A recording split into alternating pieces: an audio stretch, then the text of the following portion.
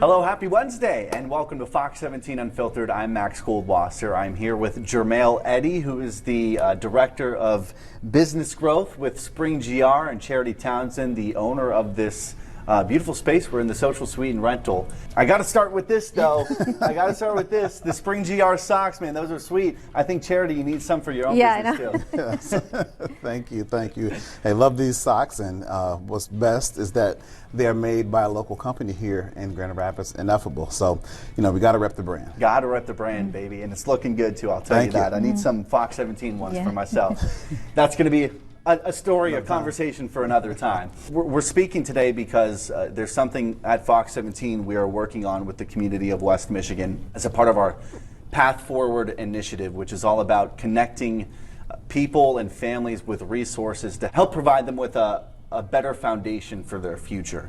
And it sounds like that is kind of the idea behind Spring GR. What role do you think that the nonprofit plays in this community? Well, I think specifically for Spring GR, we're simply fulfilling dreams. We often say that we're more than just a business program, and I would add to that and say we're a family. And so sometimes in communities of color, you may have individuals with dreams and with hopes and visions, and they may not have someone to talk to about, hey, how do I start a business, or how do I go about this? They might, but sometimes they don't. And for those that don't, they can come to us. How do you think Spring GR helped fulfill your dream? So when I went in, it was just an idea that I had. I wasn't sure where to start. They gave me the resources that I needed.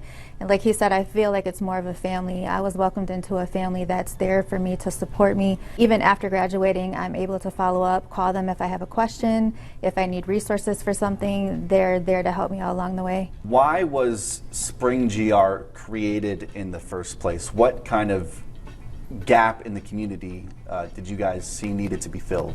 Not just, say, hey, go see so-and-so, but to actually do what we would call in customer service as a warm transfer. To be able to say, hey, I'm going to actually take you to meet this individual, or I'm going to invite that individual into the building, into the office, and you guys can meet in our space and talk about your business. I feel like one of the distinctions for Spring GR is that many of us are all practitioners, as you would say, in higher education, is that we're also business owners, or we had a business, and so we understand the ups and downs. We understand sometimes when you feel like you're hot, when you feel like you're not. We understand all of those things, and so oftentimes entrepreneurs feel like they're the only ones. It's lonely out there, and there's some things that you can't just openly talk to everybody about that maybe friends or family may not understand, but to be able to have, again, a family, Spring GR, to be able to talk to while you're in the program and as an alum of the program is really key.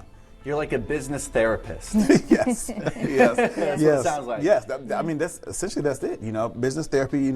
We have coaches, and so consider those to be not only business coaches, but sometimes they become life coaches. Yeah.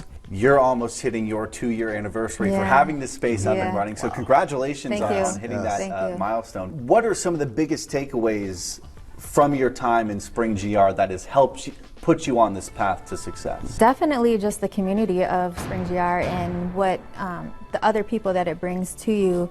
Having resources, I've used a lot of local vendors and a lot of other Spring GR graduates to offer businesses space that they can come and do business launches, or they can practice some of their business that they have in here. Are there any other steps that you see need to be taken to continue to address these kinds of areas in the community that could use some assistance? Yeah, capital is always one area. To have a greater access to capital, to think about how do we meet entrepreneurs halfway who may not have grown up with a network. Many of us, including myself, didn't have family and friends to depend on when it came to funding a business. And so I think the more that we can have the various funding mechanisms available, I think that will help entrepreneurs succeed.